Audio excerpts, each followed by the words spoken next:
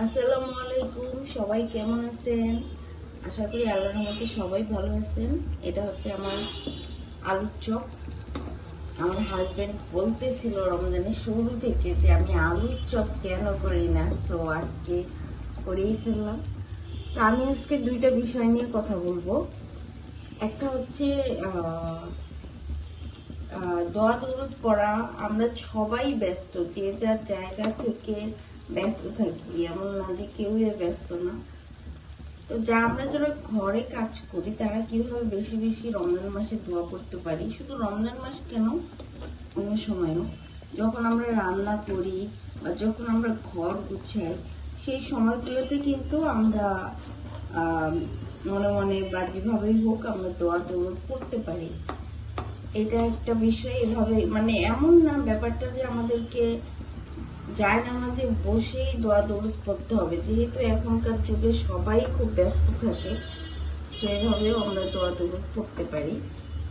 আর এই যে অনেকেই যারা নতুন আমার মতো গৃহিণী আছেন, আমাদের বেটার কি হয়, পাতলা হয়ে যায় বা মচমচে হয় না।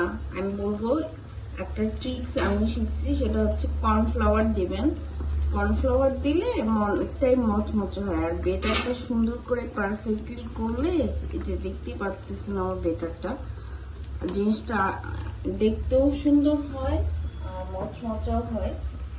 তাই হ্যাঁ, যেটা বলতেছিলাম, আরেকটা হচ্ছে আমরা যারা বাইরে কাজ করি, বাইরে বা আমাদের যাদের এখনো স্কুল কলেজ খোলা আছে, আমরা রাস্তায় যখন কোনো যানবাহনে চলি বা রাস্তায় হাঁটি, তখনও কিন্তু আমরা চাইলে দোয়া দৌলত করতে পারি।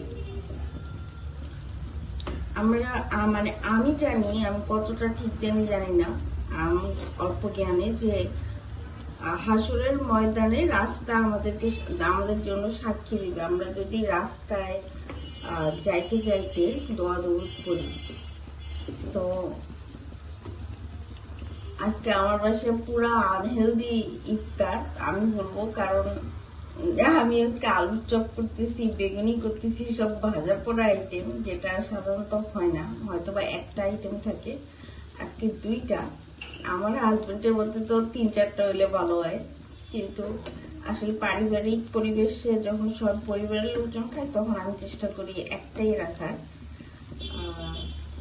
যখন গেস্ট খাবে তখনকার ব্যাপারটা আলাদা। তো সবাই ভালো থাকবেন, সুস্থ থাকবেন।